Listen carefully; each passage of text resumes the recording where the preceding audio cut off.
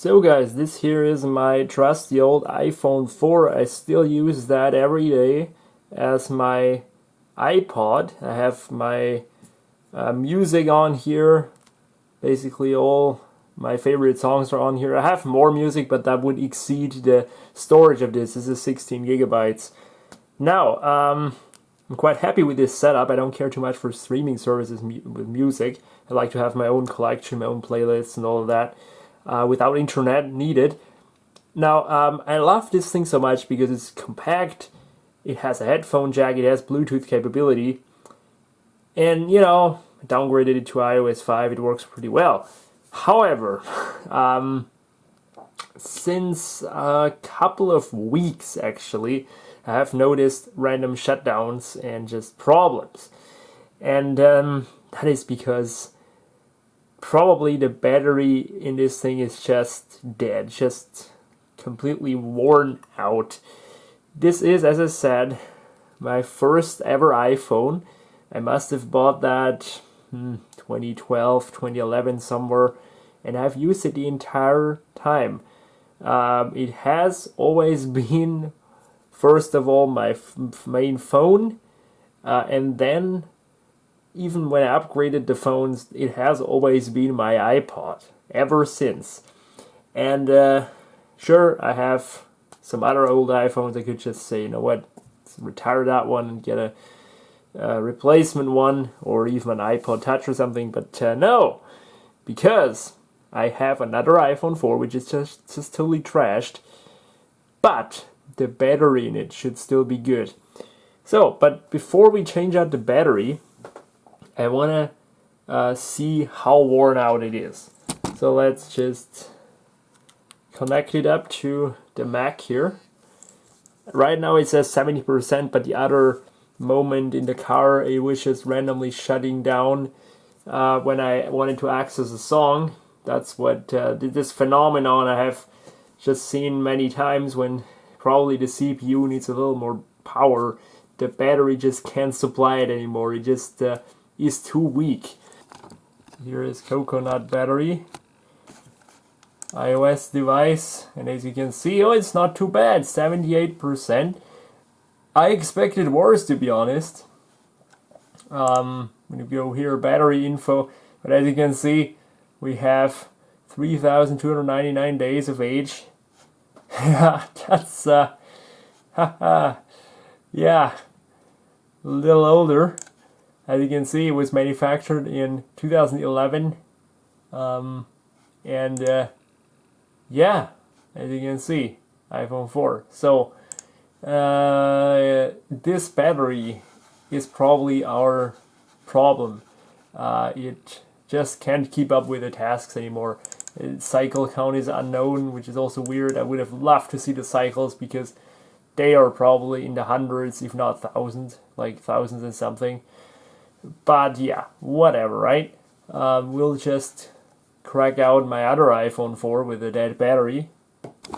So that will be our donor iPhone, iPhone 4 with lots and lots and lots of problems. Hopefully the battery is still good, because it was now laying around for also pretty long.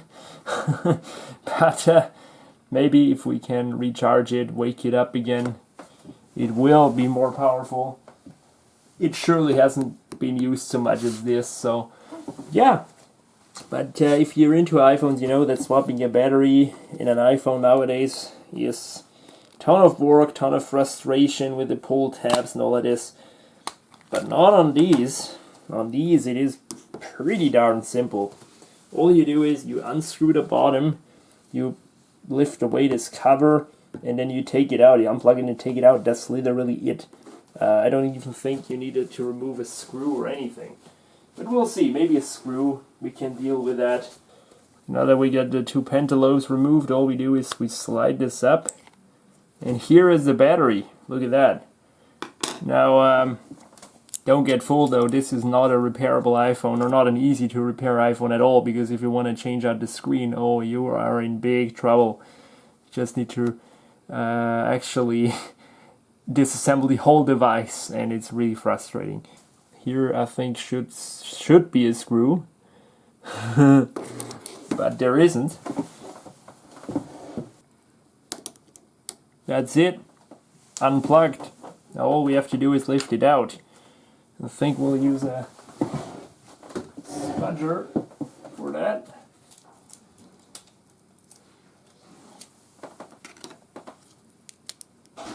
As easy as that. There is our battery.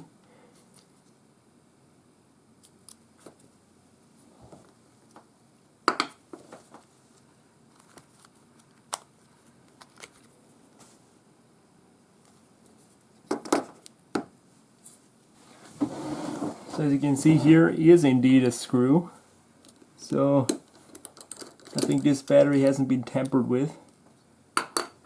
At least I don't recall doing anything to the battery.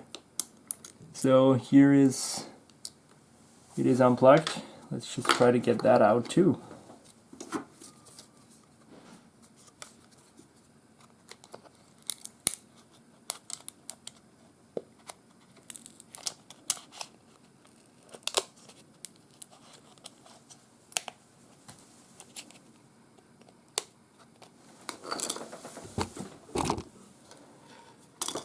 And this one's stuck in pretty good.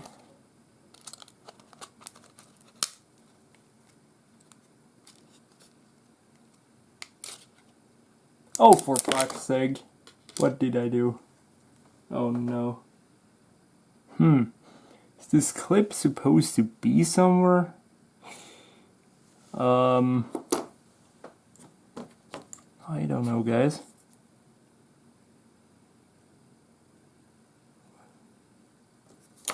Weird. Anyway, I'll just check on that one here. See if that's somehow important. I have literally no idea where this thing came from, honestly, but I will just not care. So I'll just check if that's really the one. That is our messed up one with a power button broken, and that is, I think, then the right one. Yes, it is. Good. So let's put our replacement battery in here and just lay it in there, connect it up. There we go. Let's see if it fires up. Probably doesn't. Nah, stone dead. Absolutely nothing. Nothing. Deeply discharged. Well, I'm just gonna have confidence in this battery, and I'll just finish it up. Actually, just screw it in properly there, and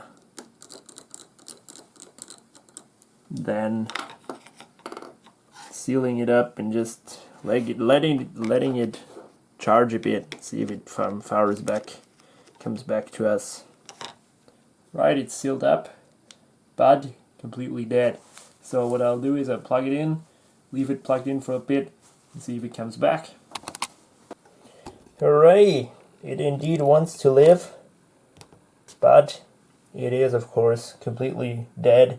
So just have to leave it plugged in for the day and let it charge up, and hopefully it will then function without a problem, but looks pretty promising. It does indeed live. I know I shouldn't have interrupted it, because that's what you shouldn't do when you charge up a battery from completely flat, because then it could mess with the percentage and will not be 100% accurate. I was just too curious to find out the condition of the battery. So before we had 78%, and now we have 91.8. So pretty good capacity. I'll just try to zoom in there a bit. When you look at it side by side, that's definitely an improvement there. So that was worth the hassle, definitely. that should fix our shutdown problems. That's basically the reason why I did it. Still, battery is pretty old, 3,299 days. Amperex technology apparently manufactured that. I'm not sure though if that 3,299 days is accurate, because I think it showed it before as well. I just can't look at it anymore because I only took the screenshot of this. Anyway, that should be it for the video. I fixed it the easy way, didn't spend any money, and even repurposed the battery from the totally trashed iPhone 4, so a win-win situation for everyone. I will definitely try it out because I need to go somewhere now, and we'll see if this shutdown happens again. But I think it should be fixed, so iPhone 4 battery swap can be done in a couple of minutes. Really simple, really cheap. See you later.